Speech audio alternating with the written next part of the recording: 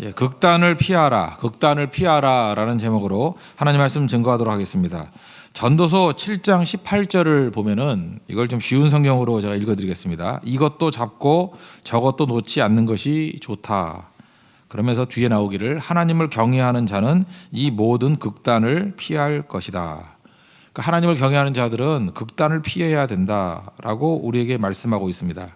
이것도 잡아야 되고 저것도 잡아야 되고 극단으로 가지 마라. 그러니까 건강한 신앙이라는 것은 극단에서 벗어나는 것이다. 이걸 말해주고 있습니다. 오늘 본문이 예수님, 육신을 입고 오신 예수님을 묘사하고 있는데 14절을 보니까 균형이죠. 은혜와 진리가 충만하더라. 17절도 보니까 은혜와 진리는 예수 그리스도로 말미암아 온 것이라. 예수님의 제자들이 우리들도 은혜와 진리가 예수님께부터 나오기 때문에 우리도 은혜가 있어야 되고 진리가 있어야 되고 이 균형이 반드시 있어야 된다는 것입니다. 이게 어떻게 깨지는지를 한번 생각해 보십시오. 진리를 지킨다 이렇게 얘기를 해요. 진리를 지킨다. 그러면서 배척을 합니다. 자기하고 다른 거에 대해서 막 배척을 하고 교회가 이렇게 좁아질 수 있죠. 뭐 성별 때문에 배척을 하고 뭐 빈부 때문에 귀천 때문에 이거 말고도 되게 많이 있죠. 하여튼 여러 가지 뭐 다른 것 때문에 이렇게 배척을 하기 시작합니다. 그러면 진리를 지키는 건 맞지만 은혜가 없잖아요. 은혜가. 그러니까 이런 건 균형이 없기 때문에 이거는 건강한 신앙이 아니라는 것입니다. 또 반대로 은혜를 지킨다 그러면서 진리를 놓치는 케이스도 있죠. 이럴 때는 방임하는 모습이 이럴 수 있다는 것입니다. 제가 기억나는 게 이런 거예요. 술에 찌든 아들이 있었습니다. 그 믿는 가정인데 술에 찌든 아들이 있는데 그 부모님들이 기도를 많이 하시는 분이긴 하지만 이렇게 질책을 하거나 이렇게 간섭하는 걸 별로 안 좋아하는 이제 방임형 부모님이셨어요. 그래서 항상 주변에서 너무너무 사고를 많이 치기 때문에 걱정도 하고 그랬는데 언젠가는 되겠죠. 뭐 이런 식으로 얘기를 했습니다. 그리고 뭐 집이 여유가 있으니까 돈도 대주고 뭐 학비도 대주고 유학까지도 대주고 그랬어요. 그리고 그런데 터치를 안 하는 거예요. 그러니까 이분은 성품이 좋아서 은혜의 사람이에요. 은혜가 넘쳐나는 분이라고요. 나중에 그 아들이 죽었습니다. 술 취해서 발코니에서 떨어져서 죽었어요. 그러고 난 다음에 이분들이 엄청난 죄책감에 사로잡히더라고요. 아무것도 못했다라는 죄책감. 그러니까 바르지 않은 거에 대해서 이렇게 진리를 들고 나가야 되는데 그냥 은혜 하다가 진리 없는 은혜 주장하다가 그렇게 사랑하는 아들 잃어버리게 되고 그 죄책감 제가 볼 때 몇 년 이상 갔던 것 같아요. 지금도 그 상처가 있겠죠. 이분들이 하나 깨달은 게 뭐죠? 균형 없는 신앙은 바르지 않다. 그거 깨달은 거죠. 은혜만 있어도 안 되고 진리만 있어도 안 되고 은혜와 진리가 동시에 있어야 된다는 것입니다. 이게 우리나라 민족성 때문에 또 한번 접근할 수 있는데 우리 전도를 위해서도 이게 되게 중요하다고 생각을 합니다. 우리 민족성은 약간 좀 전투적입니다. 아마 그 유교의 영향을 받아서 그런지도 모르지만 우리가 믿어도 철저히 믿잖아요. 중국에서 다 버린 거 우리는 붙들고 있잖아요. 명나라 망해도 우리는 명나라를 바라보고 있었잖아요. 조선시대 때. 그 하여튼 이상한 나라예요. 그죠? 뭐 극단으로 가는 거. 근데 사람이 그렇잖아요. 자기 같은 거를 또 싫어해요. 그래서 우리 민족은 누구나 보면 거의 다가 그래요. 거의 다가 좀 극단적인 전투적 심리가 다 있어요. 그래서 외국에 나가보면 알아요. 개인을 보면 다른 민족에 비해서 굉장히 전투적이에요. 전투적 심리가 있는데 또 그러면서 또 우리가 전투적인 모습을 보는 걸 또 되게 싫어해요. 그러니까 우리 기독교도 마찬가지입니다. 기독교도 약간 전투적 심리 구조가 있어요. 근데 예수 안 믿는 사람들이 기독교를 바라보면서 왜 니네 기독교 이렇게 전투적이냐 그래요. 그렇게 욕하는 게 굉장히 전투적이에요. 안티 기독교 한번 보세요. 얼마나 전투적이에요.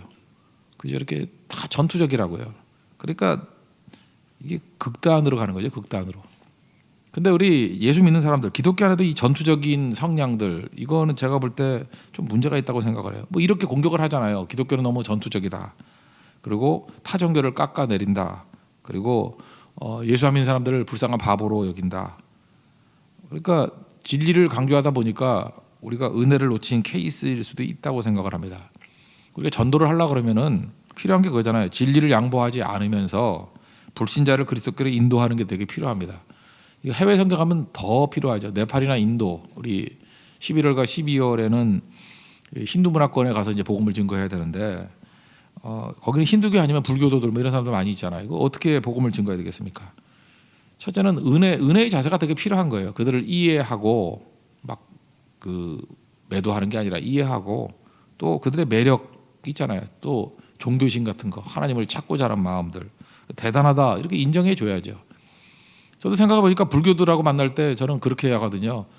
제가 불교 책들도 꽤 읽었거든요. 그중에 뭐 요즘엔 절판돼서 안 나오지만 성철 스님의 무소유 같은 거 그런 거 읽으면서 얼마나 자기 자신을 깨끗하게 하려고 애쓰는지 그런 것도 보이고요. 제가 그 책 읽고 난 다음에 느낀 게 내가 참 욕심으로 살았구나 이런 생각을 하면서 반성도 하고 뭐 그랬습니다. 그리고 그 진짜 그 큰 스님들 얼마나 그렇게 철저하게 자기 관리를 하는지 그걸 보면서 목사로서 부끄러운 점도 있었고 뭐 그런 것들을 쭉 얘기를 했어요. 그건 뭐 사실이니까 존중해 주는 거죠. 그러고 난 다음에 뭐 불교 얘기나 뭐 힌두교 얘기도 할 것도 없고 그러면서 객관적인 특징을 얘기를 했습니다. 특별히 뭐 불교라든지 다른 종교들의 두드러진 특징이 뭐냐면 인간의 노력을 굉장히 강조하는 것 같더라. 신자의 행위를 으뜸으로 여긴다. 그래서 선한 행위가 있어야만 극락에 가고 천국에 가고 또 선한 일을 행하기 위해서 정말 애쓰는 모습들을 많이 봤거든요. 이거는 뭐 칭찬해 줄 일이라고 생각을 합니다. 근데 나를 돌이켜 보니까 불교도들에 비해서 저 자신을 돌이켜 보니까 저는 일단 선하지도 않고 뭐 그렇게 고귀하지도 않고 뭐 생각도 뭐 그렇게 신선한 것 같지 않아요. 이게 좀 타락한 생각도 하는 것 같고 악함도 있고 부족함도 있고 더러움도 있고 진짜거든요. 우리가 뭐 자기 쳐다볼 때 이런 게 있죠. 그런데 이게 일반적인 논리 아니에요. 성경의 논리 그리고 다 논리가 이 악함과 더러움이 있으면 망해야 되잖아요. 저는 망에 마땅해요. 망에 마땅하고 죽어 마땅해요. 제대로 살지 못했고 이후에도 더 제대로 살 능력도 없는 것 같아요. 그게 현실이거든요. 그런데 지옥 갈 수는 없잖아요. 죽을 수는 없잖아요. 망할 수는 없잖아요. 그 딜레마죠.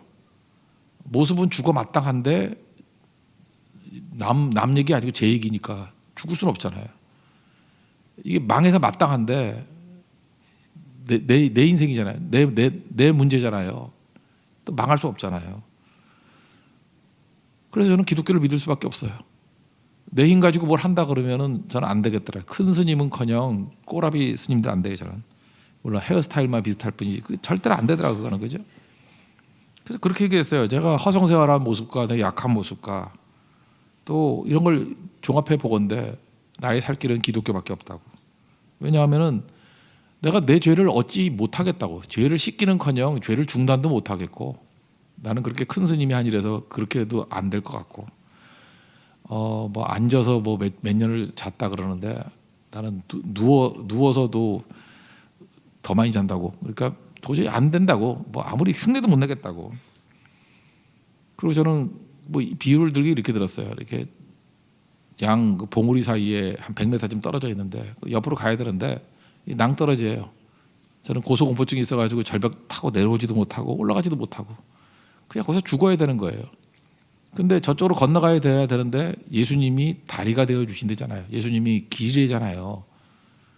그러니 내가 절벽 못 타는데 예수님이 길 만들어 줬다 그러는데 그 얼마나 감사해요. 그럼 그 길로 가야지 뭐 딴 데 갈 데가 어디 있어요. 그런 설명했어요. 참 훌륭하신데 저는 그렇게 훌륭하지 못해가지고 내 힘으로는 절벽 타고 내려올 수도 없고 올라갈 수도 없고 예수님이 길 되어 주시고 다리 놔 주신다 그래서 그 길 간다고. 뭐 공격 없잖아요. 뭐 제 얘기 오히려 뭐 상대가 볼 때는 목사가 별소리 다 하네 할 정도로. 그 다음에 한번 물어봤어요. 선생님께서 지금 완전하십니까? 완전하지 않은 것 같은데 그렇죠? 그랬더니 자기도 완전하지 않대요. 이제 돌을 닦아서 완전해진대요. 아직은 아니죠. 그랬더니 아니라 그러더라고요. 그래서 한번 물어봤어요. 그때 저보다 연세가 더 많았는데 주어진 시간이 내가 볼 때 한 20년에 30년 정도 남은 것 같은데 그렇죠? 평균적으로 뭐 그렇대요. 그러면 20년에 30년 안에 완전해질 수 있겠습니까? 제가 볼 때 아닌 것 같은데요. 그랬더니 그럴 것 같아. 그래서 굉장히 불안해하더라고요. 그러면 안 되는 거잖아요. 그래서 그분이 상당히 마음이 열렸던 기억이 나요. 나중에는 뭐 우리 교회는 아니지만 뭐 예수 믿었라고 저 믿어요. 뭐 더 확인을 못 해봤는데 기독교의 특징이 뭐냐면 이거예요. 구덩이에 빠져서 홀로 못 빠져나오는데 기독교는 밧줄 종교예요. 자기 힘으로 못 나온다는 거예요. 예수님 밧줄이에요. 밧줄 종교. 또 다른 말로 뭐라 그래요? 구원 종교라고. 외부의 힘으로 구원해 주는 거예요. 내 힘으로 나오는 게 아니고. 근데 생각보다 이런 식으로 접근했을 때 뭐 공격도 안 하고 저항감도 없고 일단 대화가 굉장히 깊어지게 되는 것을 보게 됐고 또 몇몇 분들은 과거에 보니까 뭐 전도지 갔을 때 그 다음에 보면 또 교회에 나와서 예수님 영접했던 분들도 있는 것을 봅니다. 이게 저는 진리를 은혜의 포장지에 싸서 증거하는 방법이라고 생각을 해요. 비난 없잖아요. 소개했잖아요. 간증했잖아요. 따뜻함이 있는 강철 같은 심장이잖아요. 이게 꼭 필요하다고 생각을 합니다. 예수님도 이런 식으로 전달을 하셨다라는 거예요. 그러니까 우리도 이거를 꼭 붙들고 나가야 된다는 것입니다. 모든 생명들은요 극단을 피하려고 합니다. 제가 아는 분이 고혈압 환자예요. 혈압이 무지 높아요. 하여튼 뭐 170, 180 막 이런 분이에요. 그러니까 만만치 않은 분이죠. 그래서 이 사람이 너무 다혈질이기 때문에 그 성격이 하여튼 고혈압에 딱 맞는 성격이에요. 그걸로 돌아가실 성격이에요. 하여튼 그렇게 급한 분인데 마음의 안정을 찾겠다고 어항을 사가지고 큰 어항을 사가지고 열대어를 기르기 시작했어요. 그냥 금붕어나 기르지. 하여튼간에 무지 큰 거. 이분이 얼마나 다혈질인지 알겠죠. 뭘 커야 돼. 작아서는 또 승질나서 안 되는데. 이분이 마음의 안정을 취하겠다고 열대어를 기르면서 뭘 배웠느냐면 열대어 죽이는 14가지 방법을 배웠대요. 그러니까 뭐 대충 들어보면 수온이 높아도 죽고 뭐 낮아도 죽고 그다음에 pH 있잖아요. 그 3도 염도 그 알칼리성 뭐 그 있잖아요. pH 그것도 수준이 맞아야 살지 그게 높아도 낮아도 또 죽더라는 거예요. 그 안에 또 염소를 넣어야 되는가 봐. 염소가 높아도 죽고 낮아도 죽고 뭐 그런 얘기 쭉 하면서 어떻게 하면 열대어가 죽는지 14가지 방법을 배웠대요. 그래서 열대어 기르다가 혈압이 5쯤 더 올라갔어요. 그러면서 이분이 내린 결론이 있어요. 뭐냐면 생명은 극단적인 환경을 싫어하더라. 나 그게 참 인상에 남았어요. 그 여기 실패자를 통해서 배웠던 중요한 건데 우리가 다 모든 생명들 아니에요? 생명들은요 극단을 싫어해요. 익스트림을 싫어한다고. 높은 거나 너무 낮은 거나 극단. 그러니까 우리가 생명 친화적인 접근을 해야 될 거 아니에요. 우리 다 만나는 게 생명들 아니에요. 생명들이 극단을 가면요 이렇게 교양 있는 사람은 그냥 웃으면서 피하지만 다 싫어해요. 지금도 보세요. 극단적인 사람 누가 좋아하겠어요? 진리만 붙드는 그 열혈 진리파들 다 싫어해요. 은혜 그러면서 방임하고 이런 사람 그거 싫어한다고요. 저게 뭐야 그러고. 애도 마찬가지. 아기 키울 때도 너무 두들겨 패가지고 말 들어 그러는 엄마도 이상하죠. 저 진리파네 그러고. 또 뭐 난장판 대대로 막 밥상에 올라가서 뭐 어른들 있는데 막 난장판 날에도 애가 다 저런 거죠. 방임해도 그거 미워요. 그걸 맘충이라 그러잖아. 그거 꼴 보기 싫어 그거. 균형이죠 균형. 진리도 있어야 되고 은혜도 있어야 되고. 그 모든 생명은 다 그렇다고요. 그래서 우리가 오늘 성령이 역사하게 되면은요 이 극단을 피하면서 이런 균형을 구하게 된다라는 것입니다. 제가 지난 정부하고 이번 정부를 보니까 그 정부마다 좋아하는 단어가 있더라고. 그 지난 정부에서는 하여튼 걸핏하면 전쟁을 좋아하더라고. 전쟁, 뭐하고 전쟁. 그래서 부패와의 전쟁, 뭐와의 전쟁. 맨날 무슨 전쟁이래. 그러다가 스스로 부패함이 드러났지요. 이번 정부는 청산을 되게 좋아하는 것 같아. 그래서 무슨 적폐 청산, 뭐 이런 청산. 내가 보니까 또 스스로가 청산 대상이 될 가능성도 있겠구나 이런 생각을 또 해봤어요. 그죠? 이게 다 특징이 뭐예요? 뭐 전쟁이나 청산이나 뭐 그거 아니에요. 단어만 바꾼 거지. 다 극단이거든요.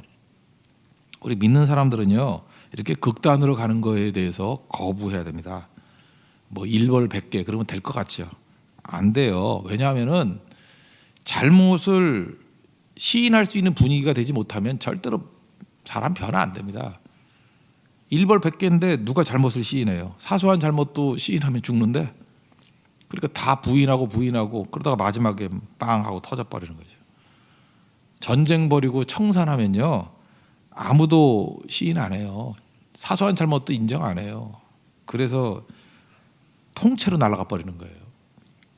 그래서 우리 믿는 사람들이 해야 될 일이 뭐냐면 여러분들이 어느 곳에 가서 지도력을 발휘할 때 극단을 다 싫어한다는 게 생명을 다룰 때는 항상 균형이에요. 진리와 은혜 같이 있지 않으면 안 된다는 것입니다. 우리 성경에 예를 하나 든다 그러면 우리 요한복음 4장에 나오는 사마리아 여인을 다루는 예수님 모습 보십시오. 그 예수님이 진리와 은혜라 그랬는데 진짜 진리와 은혜로 접근하잖아요. 일단 사마리아 여인하고 적대적이잖아요. 사마리아 사람 유대인들 적대적인데 물 좀 달라 이렇게 얘기를 해요. 그랬더니 너 적대적인 유대인이면서 왜 내게 물을 달라 그러냐? 너 니네 안 그랬잖아. 왜 웬일이야? 이러잖아요. 그때 예수님이 말씀하시기를 부드럽잖아요. 네가 물 달라는 사람이 누군지 알았으면은 줬을 걸. 그러면 내가 생수를 줬을 거야. 근데 이 생수를 마시면 다시는 목마르지 않아. 그때 여자가 이제 말귀를 알아듣죠. 그 물 달라고. 그래야 물 들어오기 싫다고. 옛날에 여자분들이 세탁기 없고 수도 없을 때 여자의 노동력의 3분의 2가 빨래하고 물 깃는 거였어요. 제가 어렸을 때까지만 해도 좀 못 사는 동네에서는요. 빨래하는 게 하루 일 반이었어요. 여자분들. 빨래. 그리고 수도도 없어가지고 물 뚫어다. 북청 물장수 몰라요? 물도 팔았다고요. 그래서 물 떠오는 게 엄청나게 큰 일이었다고. 애들이 하는 일이 물 떠오는 거였어요. 옛날에 그 복주물이라 그래서 서대문 꼭대기에 지금 먹으면 안 된다는 물인데 그 약수도 떠다가 오고 물 먹는 게 물 떠오는 거였거든요. 그러니까 이 여자분이 이게 자기 노동의 대부분이거든요. 그러니까 한 번 마시면 목마르지 않는 물 있으면 달라고. 그런데 물 떠올 필요도 없고 편하게 살겠네 그렇게 얘기했다고요. 그러고 난 다음에 그 물 주세요. 그랬더니 예수님이 줄게 그렇게 말 안 하고 갑자기 남편 데려와 그러잖아요. 없습니다. 네 말이 맞다고. 5명 있었는데 그 남편 아니고 지금 있는 놈도 남편 아니야. 여자가 깜짝 놀랐죠. 어떻게 알았지? 당신은 선지자예요.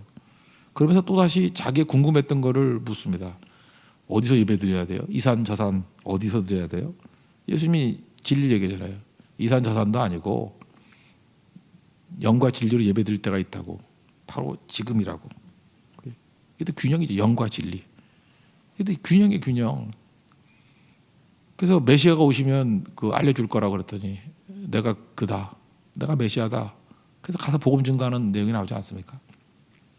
저는 요한복음 4장의 내용들을 쭉 보면서 야, 예수님은 진리에서 한치도 벗어남이 없으면서도 너무나도 은혜스럽게 가잖아요. 이 여자 이게 별로 상태 좋은 여자 아니잖아요. 여기에 비난, 뭐 적대시 이런 게 하나도 없어요. 조롱, 뭐 비아냥 이런 것도 하나도 없고 그냥 따뜻하게 대해주면서 그 진리로 이끌어가고 자발적으로 변화시키잖아요. 우리 네팔 선교, 뭐 인도 선교, 우리 주변에 있는 사람들 전도가 안 되는 이유가 뭐냐면 우리가 극단이기 때문에 그래요. 너무 전투적이기 때문에 그래요. 진리가 없든지 은혜가 없기 때문에 그래요. 여러분 사업을 할 때도 잠깐 어려움이 오는 이유가 뭔지 아십니까? 진리가 없든지 은혜가 없기 때문에 그래요. 이 진리, 은혜, 이 균형, 예수님의 제자들 이 균형 가져야 돼요. 그러면 뭘 하든지 건강해진다는 것입니다. 오늘 하나님 앞에서 이 균형에 대한 기도를 좀 했으면 좋겠어요. 균형은요, 예수님 따라가면 균형은 생기게 돼 있습니다. 예수님께 순종하면 균형은 생기게 돼 있어요. 우리가 균형을 깨는 것 중에 대표적인 게 돈의 균형이 깨지고 시간 균형이 깨지잖아요. 시간을 어떻게 배려하는지 모르잖아요. 그래서 주님께서 주신 것은 기본적인 게 11조하고 주일 성수예요. 11조만 온전히 드려도요, 돈의 종 안 돼요.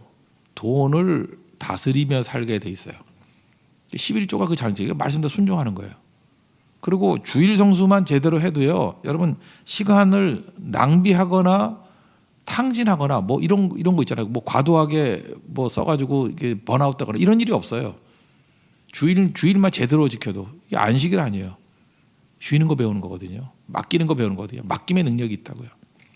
그러니까 주님께서 우리에게 주신 축복이에요. 11조하고 주일 성수는 좀 더 확장해서 나간다 그러면은 우리 교회 같으면 선교와 새벽기도예요. 선교 하나를 제대로 들여놓으면 선교 때문에 내려놓음이 있다 그러면 여러분 인생의 균형이 확 와요. 그리고 새벽기도 하나만 제대로 잡는다 그러면 하루가 절대로 넘어지지 않습니다. 그냥 매일매일이 싱싱하게 나오게 될 수 있다라는 것입니다. 그러니까 우리가 잘 못 따르는 게 뭐냐면 시간 못 따르고 돈을 못 따라요. 탐욕이 있거든요, 우리 안에. 탐욕이 시간을 망쳐가지고 건강 다 깨지게 만들고 돈 망쳐가지고 우리 가치를 다 망쳐버리는 거예요. 이 말씀대로 순종하는 게 되게 필요한 거죠. 우리 인생의 균형이 깨졌던 대표적인 예를 든다면 고등학교 3학년 때 공부를 한 애들 얘기입니다. 요즘에 공부 다 하죠. 고3 때 공부하잖아요. 고3 때 공부해서 막 코피도 흘리고 이게 리듬이 다 깨져 버려요. 그래서 고3으로 계속 살면 사람 죽습니다. 그런데 고3은 한 번이고 젊고 짧잖아요. 그러니까 부작용이 있는지도 모르고 그냥 넘어가는 거예요. 근데 성향이 고3 같은 사람이 있거든요. 이게 졸업하고 난 다음에 뭐 사업을 하거나 직장에 다니거나 고3 같이 뛰는 사람이 있어요. 일 욕심 때문에. 일 욕심이 맞겠죠. 뭐 돈 욕심, 어떤 사람도 돈 욕심 때문에. 이게 욕심이거든요. 욕심. 뭐 잘해야 되겠다, 성공해야 되겠다, 뭐 이런 욕심 때문에 고3 같이 살아요. 그러면 균형이 다 깨져 버리는 거거든요. 이런 사람에게 필요한 게 뭐죠? 성교 끌고 가는 거예요. 성교. 그래서 균형 잡아주는 거예요. 다 내려놓고 하나님 일 하면서 변화가 되는 거죠. 요즘에 그 제일 많이 나오는 것 중에 뭐 이렇게 빈혈 이런 거 되게 많잖아요. 빈혈. 뭐 이렇게 맨날 뭐 지구가 돌아요. 네가 말하려다 돌고 있어. 뭐 이러는데 팽팽 도는 사람이 있는데 이게 대표적인 게 이제 요즘에 보면 그 여자분들 중에 10명 중에 5명, 남자 중에 한 10명 중에 2-3명 정도는 철분 부족이에요. 철분. 이 철분 부족인데 솔루션이 뭔지 알아요? 철분이 부족하다 그랬더니 이것도 또 욕심이야. 철분 많은 음식이 뭐냐 이거 찾아가지고 맨날 그거만 먹어. 어떤 녀석은 맨날 그 시금치 먹는 거 봤어요. 철분이 시금치에 많대. 뽀빠이냐 임마. 그런데도 뭐 시금치 먹고 핑핑 돌고. 그다음 빨간 고기 뭐 이런 거 그냥 맨날 고기만 먹고. 그래도 도는 거죠. 이게 뭘 모르냐 하면요 이거예요. 우리가 음식 웬만한 거 먹으면요 그 안에 철분 다 들어있어요. 그렇게 골라 안 먹어도. 철분을 더 먹어야 되는 게 아니라 그 사람이 균형이 깨져서 철분이 빠져나가는 거예요. 빠져나가는 것만 막으면 되는 거예요.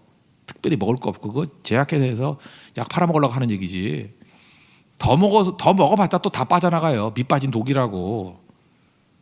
밑 빠진 독을 막아야지요. 빠져나가는 걸 막는 거 이게 균형이거든요. 그거를 해야죠. 그거를. 그러니까 삶의 패턴은 바꿀 생각은 안 하고 계속해서 뭐 철분 보충제만 계속 먹어도 되니까. 그 어떤 형제 보니까 걔도 그래요. 남자가 이게 철분 부족한 사람이 많이는 없는데 맨날 피곤하다 그러고 숨가쁘다 그러고 제가 아주 가까이 있는 애기 때문에 잘 알아요. 맨날 머리 아프다 그러고 철분 부족하면 나타나는 현상이 뭔지 알아요? 손톱이 너덜너덜해져. 손톱이 이게 약해져가지고 손톱이 딱딱하잖아요. 이렇게 진짜 솔직히 말해 잡아 뜯으면 뜯어질 것 같아. 흐물흐물해지고 심장이 두근두근. 나도 두근두근 그랬죠. 다 두근두근. 그다음에 찬 거 찾아요. 맨날 얼음 먹고 입에 얼음 물고 다니고. 이게 철분 부족하면 열 나는가 봐.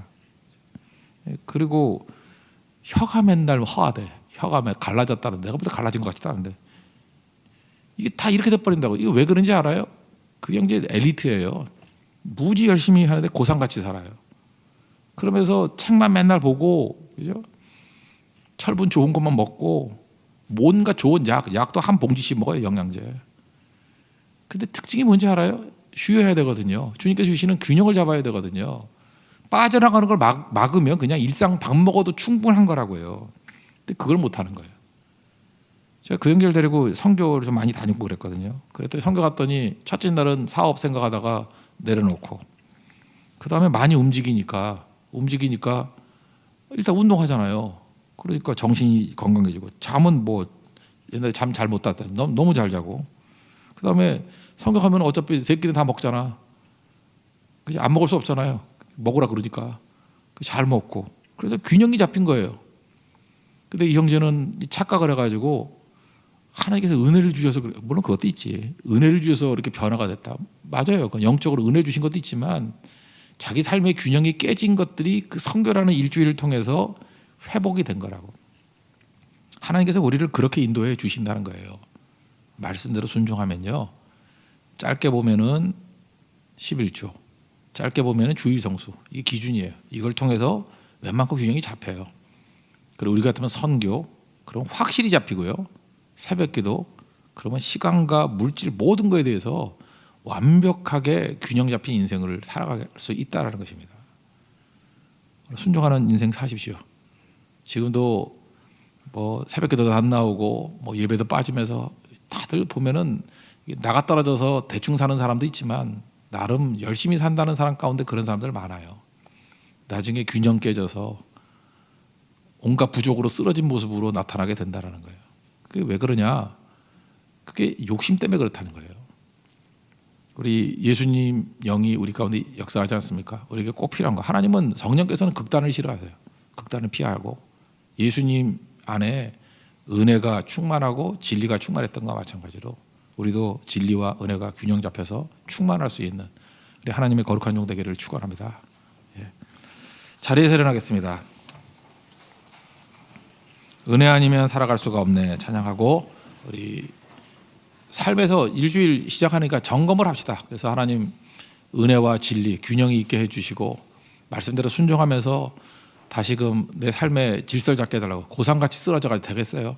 예, 그러니까 하나님 앞에서 영적으로 육적으로 균형 잡힌 인생 되게 해달라고 우리 기도하는 시간 갖도록 하겠습니다.